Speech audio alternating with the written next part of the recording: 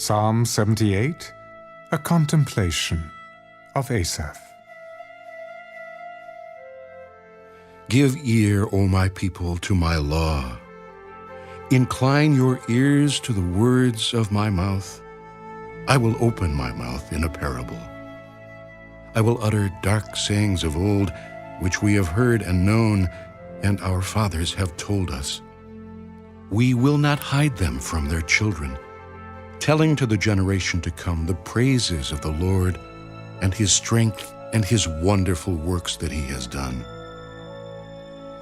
For he established a testimony in Jacob and appointed a law in Israel, which he commanded our fathers that they should make them known to their children, that the generation to come might know them, the children who would be born, that they may arise and declare them to their children, that they may set their hope in God, and not forget the works of God, but keep his commandments, and may not be like their fathers, a stubborn and rebellious generation, a generation that did not set its heart aright, and whose spirit was not faithful to God.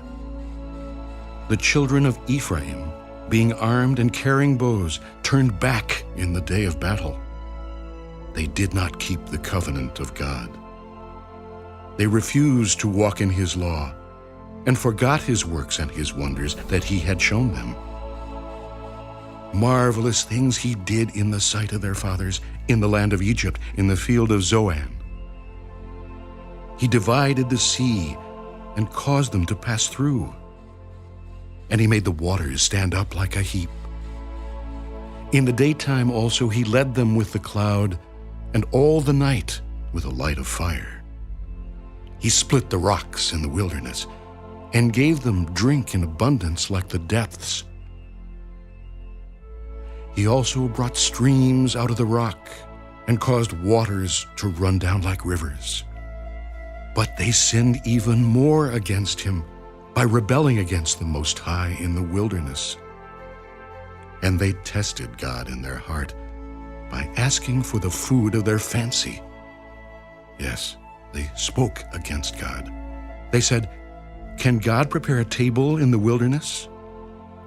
Behold, he struck the rock so that the waters gushed out and the streams overflowed. Can he give bread also? Can he provide meat for his people? Therefore the Lord heard this and was furious. So a fire was kindled against Jacob, and anger also came up against Israel, because they did not believe in God and did not trust in his salvation. Yet he had commanded the clouds above and opened the doors of heaven, and rained down manna on them to eat, and given them of the bread of heaven. Men ate angels' food. He sent them food to the full. He caused an east wind to blow in the heavens, and by his power he brought in the south wind. He also rained meat on them like the dust, feathered fowl like the sand of the seas. And he let them fall in the midst of their camp, all around their dwellings. So they ate and were well filled, for he gave them their own desire. They were not deprived of their craving. But while their food was still in their mouths, the wrath of God came against them, and slew the stoutest of them, and struck down the choice men of Israel. In spite of this, they still sinned, and did not believe in his wondrous works. Therefore their days he consumed in futility, and their years in fear. When he slew them, then they sought him, and they returned and sought earnestly for God. Then they remembered that God was their rock, and the Most High God, their Redeemer. Nevertheless, they flattered him with their mouth, and they lied to him with their tongue. For their heart was not steadfast with him, nor were they faithful in his covenant. But he, being full of compassion, forgave their iniquity and did not destroy them. Yes, many a time he turned his anger away and did not stir up all his wrath.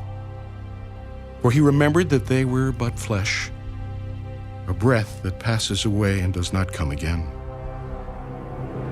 How often they provoked him in the wilderness and grieved him in the desert. Yes, again and again they tempted God and limited the Holy One of Israel. They did not remember his power, the day when he redeemed them from the enemy, when he worked his signs in Egypt and his wonders in the field of Zoan, turned their rivers into blood and their streams that they could not drink. He sent swarms of flies among them, which devoured them, and frogs, which destroyed them. He also gave their crops to the caterpillar, and their labor to the locust. He destroyed their vines with hail, and their sycamore trees with frost. He also gave up their cattle to the hail, and their flocks to fiery lightning. He cast on them the fierceness of his anger, wrath, indignation, and trouble, by sending angels of destruction among them.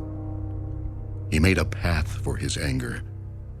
He did not spare their soul from death, but gave their life over to the plague, and destroyed all the firstborn in Egypt, the first of their strength in the tents of Ham.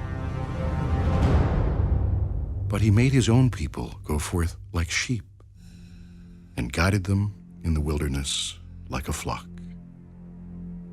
And he led them on safely, so that they did not fear. But the sea overwhelmed their enemies. And he brought them to his holy border, this mountain which his right hand had acquired. He also drove out the nations before them, allotted them an inheritance by survey, and made the tribes of Israel dwell in their tents. Yet they tested and provoked the Most High God, and did not keep his testimonies, but turned back and acted unfaithfully like their fathers. They were turned aside like a deceitful bow.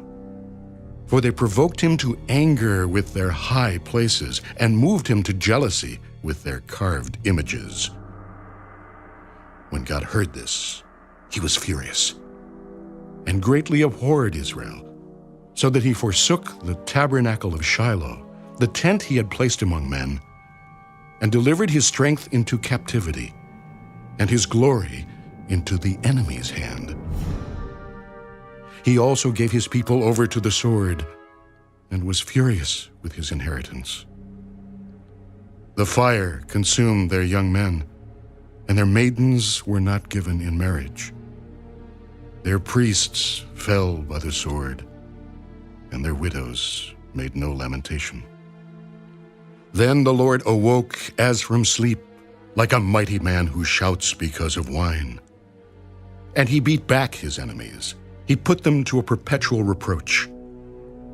Moreover, he rejected the tent of Joseph, and did not choose the tribe of Ephraim, but chose the tribe of Judah, Mount Zion, which he loved.